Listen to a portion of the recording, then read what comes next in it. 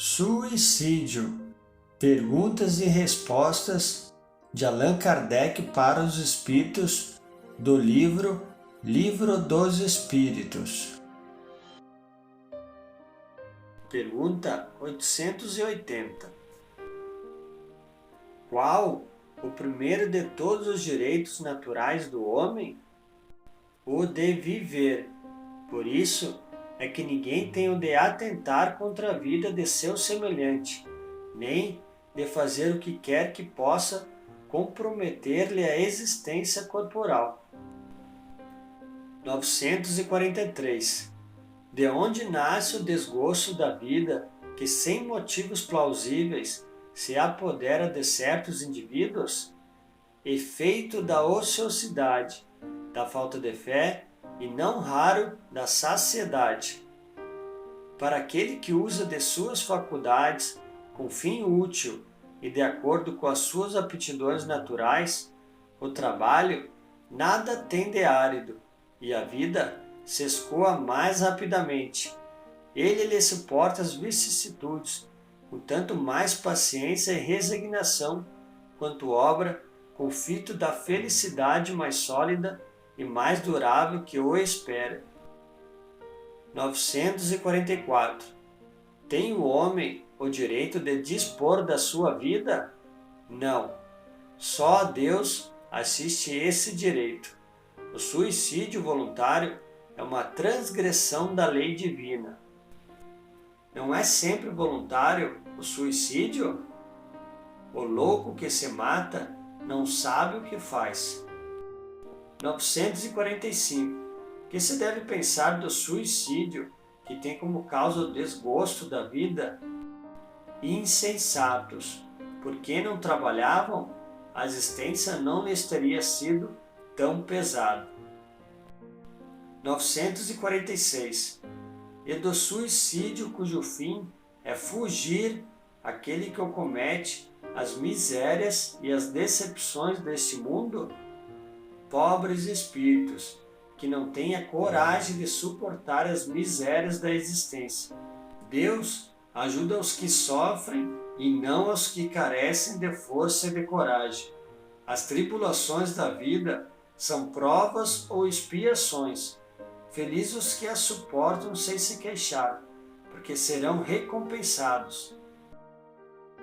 Os que hajam conduzido o desgraçado a esse ato de desespero sofrerão as consequências de tal proceder? Esses, ai deles, responderão como um assassino. 947. Pode ser considerado suicida aquele que a braços com a maior penúria se deixa morrer de desesperança? É um suicídio, mas o que lhe foram causa ou que teriam podido impedi-lo são mais culpados do que ele, a quem a indulgência espera. Todavia, não penseis que seja totalmente absolvido. Se lhes faltaram firmeza e perseverança, e se não usou de toda a sua inteligência para sair do atoleiro, ai dele, sobretudo, se o seu desespero nasce do orgulho. Quero dizer, se for um desses homens em quem o orgulho anula os recursos da inteligência, que corariam de haver a existência ao trabalho de suas mãos, e que prefere morrer de fome a renunciar aos que chamam sua posição social, não haverá 1000 vezes mais grandeza e dignidade em lutar contra a adversidade, em afrontar a crítica de um mundo fútil e egoísta, que só tem boa vontade para com aqueles a quem nada falta e que vos volta as costas assim precisais dele? Sacrificar a vida à consideração desse mundo é estultícia, porquanto ele a isso nenhum preço a dá. 948. É tão reprovável como o que tem por causa o desespero, o suicídio daquele que procura escapar à vergonha de uma ação má? O suicídio não apaga a falta, ao contrário, em vez de uma haverá duas, quando se teve a coragem de praticar o mal, é preciso ter-se a dele sofrer as consequências. Deus que julga pode, conforme a causa, abrandar os rigores da sua justiça. 949. Será desculpável o suicídio quando tenha por fim obstar a que a vergonha caia sobre os filhos ou sobre a família? O que assim procede não faz bem, mas, como pensa que o faz, Deus lhe leva isso em conta, pois que é uma expiação que ele se impõe a si mesmo. A intenção lhe atenua a falta, entretanto, nem por isso deixa de haver falta. Ademais, eliminai da vossa sociedade os abusos e os preconceitos, e deixará de haver desses suicídios. Aquele que tira a si mesmo a vida para fugir à vergonha de uma ação má, prova que dá mais apreço à estima dos homens do que a de Deus, visto que volta para a vida espiritual carregado de suas iniquidades, tendo-se privado nos meios de repará-las durante a vida corpórea. Deus muitas vezes é menos inexorável do que os homens, perdoa aos que sinceramente se arrependem e leva em conta a reparação. O suicídio nada repara. 950. Que pensar daquele que se mata na esperança de chegar mais depressa a uma vida melhor?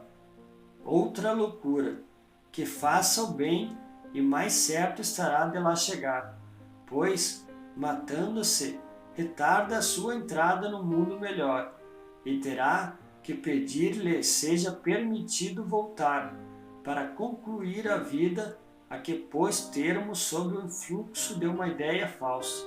Uma falta, seja qual for, jamais abre a ninguém o santuário dos eleitos. 951. Não é, às vezes, meritório o sacrifício da vida quando aquele que o faz visa salvar a de outrem ou ser útil aos seus semelhantes? Isso é sublime, conforme a intenção, e, em tal caso, o sacrifício da vida não constitui suicídio, mas Deus se opõe a todo sacrifício inútil, e não o pode ver de bom grado se tem orgulho a manchá-lo. Só o desinteresse torna meritório o sacrifício e, algumas vezes, quem o faz guarda oculto um pensamento que lhe diminui o valor aos olhos de Deus. Todo sacrifício que o homem faça à custa da sua própria felicidade é um ato soberanamente meritório aos olhos de Deus, porque resulta da prática da lei de caridade. Ora, sendo a vida o bem terreno a que mais apreço dá o homem, não comete atentado o que a ele renuncia pelo bem de seus semelhantes. Faz um sacrifício, mas, antes de o cumprir, deve refletir sobre se sua vida não será mais útil do que a sua morte. 952. Comete suicídio o homem que perece vítima de paixões que ele sabia lhe haviam de apressar o fim, porém, a que já não podia resistir por havê-las o hábito mudado em verdadeiras necessidades físicas? É um suicídio moral. Não percebeis que, nesse caso, o homem é duplamente culpado? A ele, então, falta de coragem e bestialidade, acrescidas do esquecimento de Deus. Tal homem será mais ou menos culpado do que o que tira a si mesmo a vida por desespero? É mais culpado, porque tem tempo de refletir sobre o seu suicídio, naquele que o faz instantaneamente. Há muitas vezes uma espécie de desvairamento, que alguma coisa tem de loucura. O outro será muito mais punido, visto que as penas são sempre proporcionais à consciência que o culpado tem das faltas que comete. 953. Quando uma pessoa vê diante de si um fim inevitável e horrível, será culpada se abreviar de alguns instantes os seus sofrimentos, apressando voluntariamente sua morte? É sempre culpado aquele que não aguarda o termo que Deus lhes marcou para a existência. E quem poderá estar certo de que, malgradas aparências, esse termo tenha chegado, de que um socorro inesperado não venha no último momento? Concebe-se que, nas circunstâncias ordinárias, o suicídio seja condenável, mas estamos figurando o caso em que a morte é inevitável e em que a vida só é encurtada de alguns instantes. É sempre uma falta de resignação e de submissão à vontade do Criador. Quais, nesse caso, as consequências de tal ato? Uma expiação proporcional, como sempre, à gravidade da falta, de acordo com as circunstâncias. 954. Será condenável uma imprudência que compromete a vida sem necessidade? Não há culpabilidade quando não há intenção ou consciência clara da prática do mal. 955. Podem ser consideradas suicidas e sofrem as consequências de um suicídio as mulheres que, em certos países, se queimam voluntariamente sobre os corpos dos maridos? Obedecem a um preconceito e, muitas vezes, agem mais à força do que por vontade própria.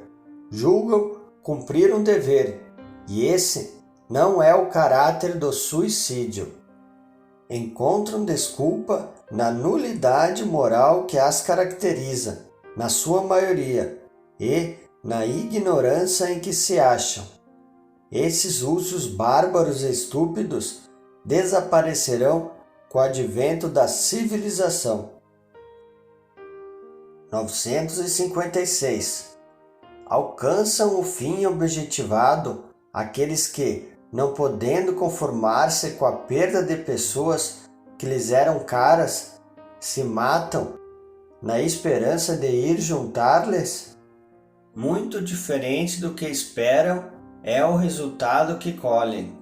Em vez de se reunirem ao que era objeto de suas afeições, dele se afastam por mais longo tempo, pois não é possível que Deus recompense um ato de covardia e um insulto que lhe fazem com duvidarem da sua providência. Pagarão esse instante de loucura com aflições maiores do que as que pensaram abreviar, e não terão para compensá-las a satisfação que esperavam. 957. Quais, em geral, com relação ao estado do espírito, as consequências do suicídio? Muitas diversas são as consequências do suicídio. Não há penas determinadas e, em todos os casos, correspondem sempre às causas que o produziram. Há, porém, uma consequência a que o suicida não pode escapar: o desapontamento. Mas a sorte não é a mesma para todos. Depende das circunstâncias. Alguns espiam a falta imediatamente, outros em nova existência, que será pior do que aquela cujo curso interromperam. A observação realmente mostra que os efeitos do suicídio não são sempre os mesmos. Alguns há, porém, comuns a todos os casos de morte violenta e que são a consequência da interrupção brusca da vida. Há primeiro a persistência mais prolongada e tenaz do laço que une o espírito ao corpo, por estar quase sempre esse laço na plenitude da sua força no momento em que é partido, ao passo que no caso da morte natural, ele se enfraquece gradualmente e muitas vezes se desfaz antes que a vida se haja extinguido completamente. As consequências desse estado de coisas são o prolongamento da perturbação que se segue à morte e da ilusão em que, durante mais ou menos tempo, o espírito se conserva de que ainda pertence aos números dos vivos. A afinidade que permanece entre o espírito e o corpo produz, em alguns suicidas, uma espécie de repercussão do estado do corpo no espírito, que assim, a seu malgrado, sente os efeitos da decomposição, donde lhe resulta uma sensação cheia de angústias e de horror, estado esse que pode perdurar pelo tempo que devia durar a vida que sofreu interrupção. Não é geral este efeito, mas em nenhum caso o suicida fica isento das consequências da sua falta de coragem e, cedo ou tarde, expia, de um modo ou de outro, a culpa em que incorreu.